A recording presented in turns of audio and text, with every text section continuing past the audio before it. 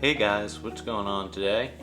This week I've got a new video for you guys about how to buy used cars and what to look for and some of the best sites you can find used cars on.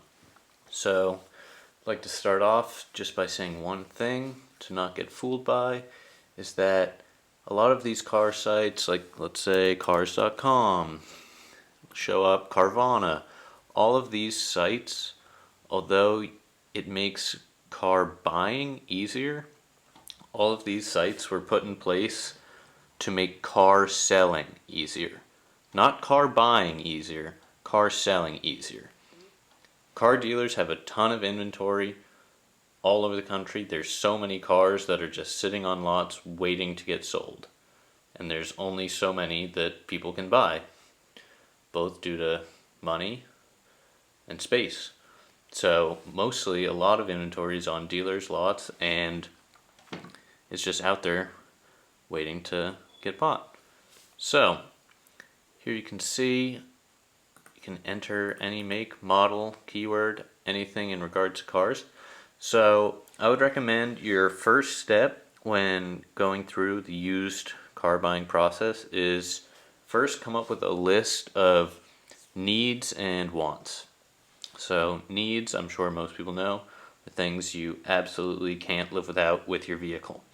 So let's say you have a family or you have some kids, you're going to be looking for obviously more than 2 seats. So there's things that you want to put on your needs list and your wants. So let's say if you have some kids' needs, you're going to want to have at least 3 seats, I would think, if it's you, your significant other, and if you have a child. So you're going to have at least 3 seats, and one of those seats is going to be able to have a car seat. Thinking things along that line. Things you absolutely need in your car. Whereas something you would want in your car would maybe be like leather seats, or a moonroof, or heated seats, something like that. So when buying a used car, you have to consider what's really important to you. Although you're not buying a car at full face value, you really have to dig deep and find what you really want out of a car. I know that kind of contradicts itself, but what you need out of a car. You need to get from point A to point B, or maybe you need to go as fast as you can for as long as you can around a racetrack, and you need to know that the car has a bulletproof engine in comparison to other cars. So when going through the process, you need to find what you need versus what you want. That's probably the most important thing when buying a used car.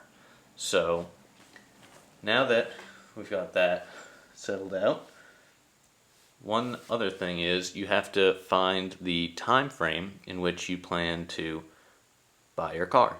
So if you need a car by, tomorrow, obviously there's only going to be so many things available. But if, let's say, you have a car right now that's running all right and, it gets the job done, but you're looking for something a little bit more reliable or efficient or something like that, but you have some time with your current car, then I would definitely suggest taking your time and looking first off all around the area where you are, and even bring it up to maybe the entire United States if you're looking for something a little bit more specific, because not every area is going to have every car and every specification. For example, I have a FRS and I live up in Massachusetts / Connecticut, and honestly there wasn't a whole lot in the used market up here that weren't at dealers for 20, 25K. You could probably buy one brand new for that cost. So, but in the South, there's an abundance because obviously there's no winter, so people, are more willing to have rear-wheel drive. So, with that being said, looks like my camera is scrolling down. So that being said, time is another huge factor in making your purchase. I, for one, looked for months before finding a car that was in my price range, with the options I wanted, with the amount of miles I wanted. So when going into the product buying cycle of a car, you have to figure out whether you need a car this week, next month, this year, this decade. Do you have 5 cars that you can drive any of them whenever you want, and you're just looking for a fun car, or you're looking for a daily reliable car? These are all things you have to consider when purchasing a used vehicle. So the next is, let's say you find your way onto Carvana. I'm pretty sure this might only have used new cars, but not 100% sure. So let's say you are looking for a Honda Accord, right? You're going to put in Honda Accord. Now, when you look at used cars, or any car in general, there's going to be an abundance of years. Here you can see 2013, 2018, 2019. There's going to be different trims. Here you see a coupe. Here's a sedan. This one is an EXL, so that has all of the luxuries, including leather. And then this is an EX, so this probably just has cloth seats. So you're going to want to go down that list of needs and wants again, and kind of separate the vehicles that you have available to yourself, whether they fall into the category of you need these things, or this is a car that you would want instead of need. So that is important. But one thing I find very helpful, along with market research, is finding problems with the cars you're going to look at. So let's say, for example, my car is a 2013 Scion FRS. And I'm just going to Google common problems. As some of you might know, there are some common problems. Here it is: clutch release bearing failure. Many owners are too familiar with this problem, especially in cold weather. So my car does have a little bit of a throw-up bearing noise, but that's not the end of the world. But if you dig down a little deeper, you can get into some consumer reports. There's also a car site called carcomplaints.com where people list their problems. But what you really want to do is dig in and find either forums for your specific car. Like here down below is FT86 Club. And here you can see our beloved FRS BRZ list of issues, problems here.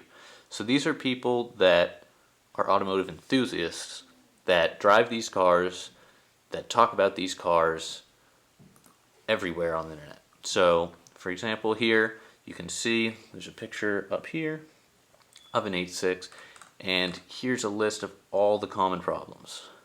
Wow, there's quite a few of them. Alright, so maybe this isn't the right year for you.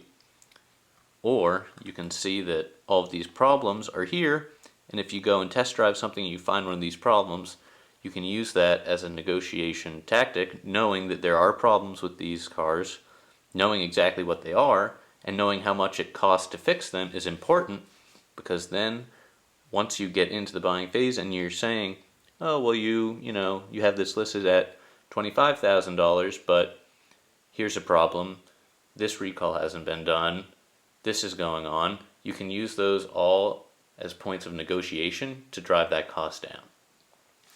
So also another helpful thing is forums online, but also a lot of forums these days have moved to Facebook. So you're going to want to go and put in your kind of car. Let's see, GT86, BRZ Club. As you can see, all of these things are popping up already. So look at all this.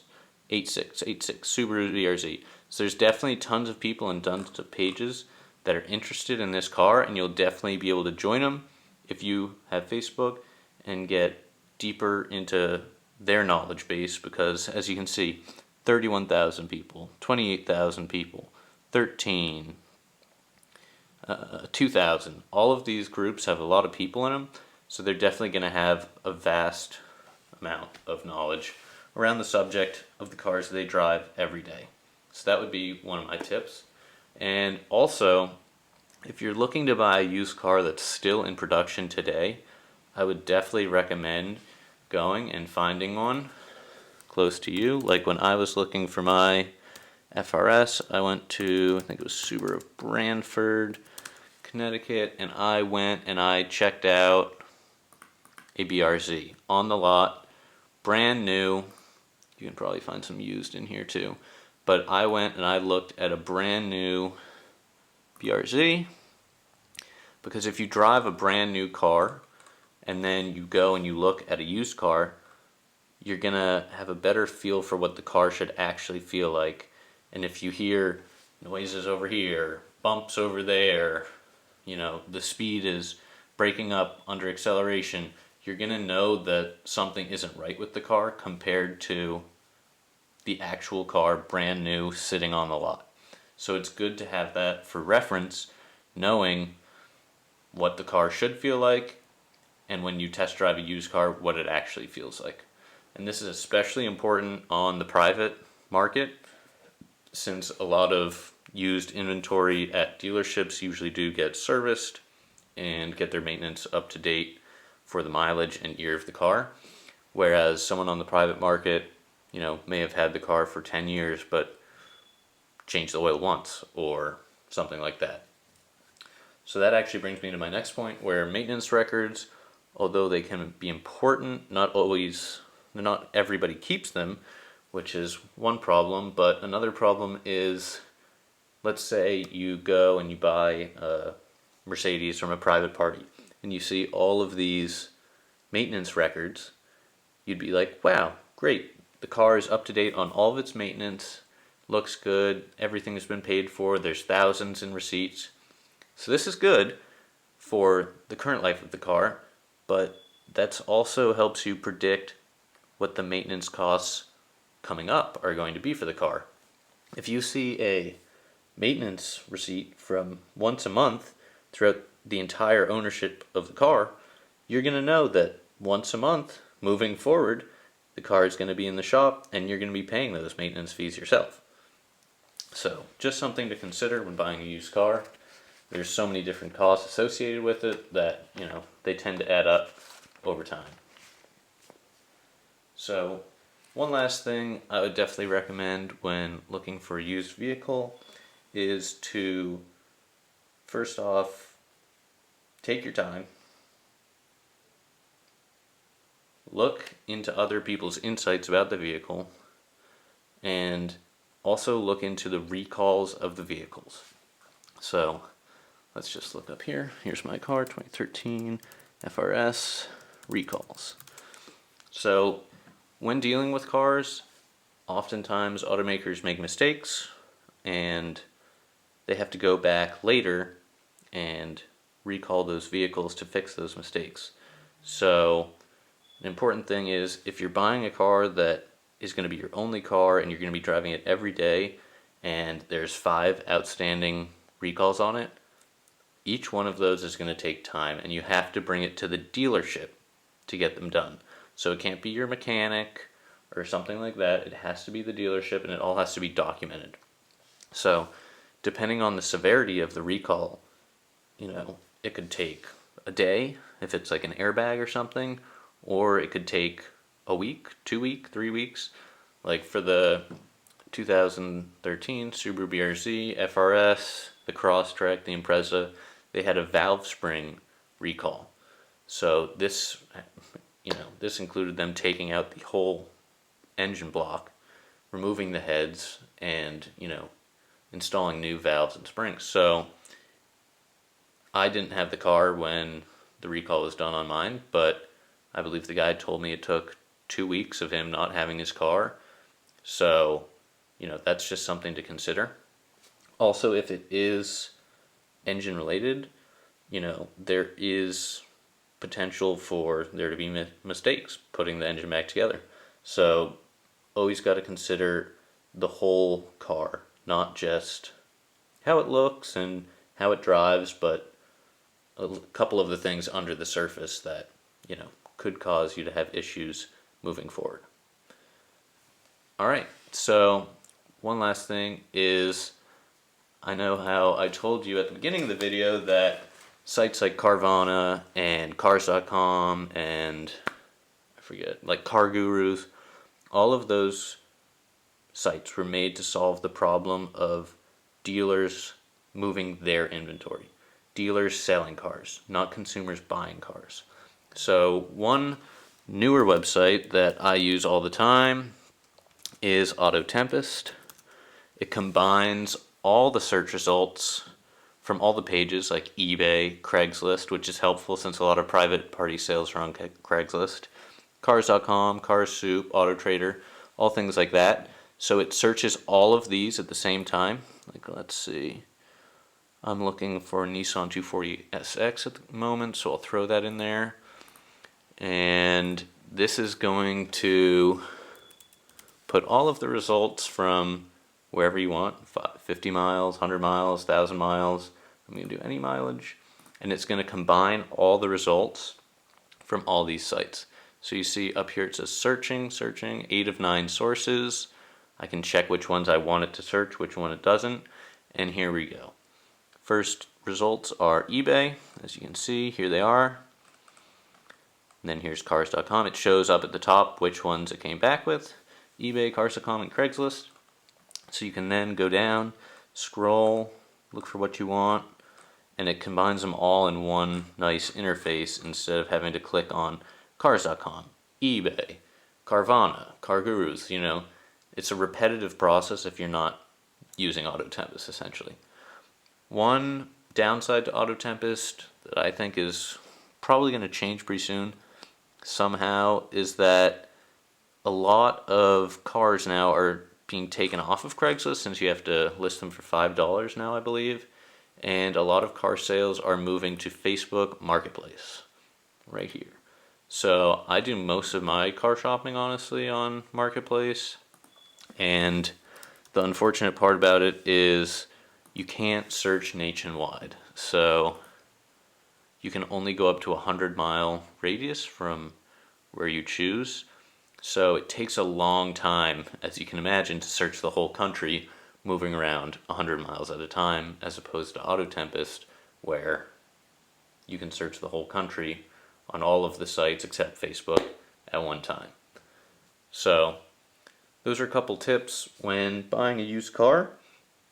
Obviously there's other things to consider, like the Carfax of the car to see if it's ever been in an accident, which can tell you if it's been structural damage, minor damage, if a car's been stolen, repossessed, important information like that. So always consider that when buying a car. You can look that up via the VIN number, but I think some of my tips are very helpful when looking for a new used car to you, and will help you in the long run, making your search a lot more simple and probably a bit more exciting, since you're gonna be looking at what you want and not digging through all of the waste that there is on all of these car buying sites.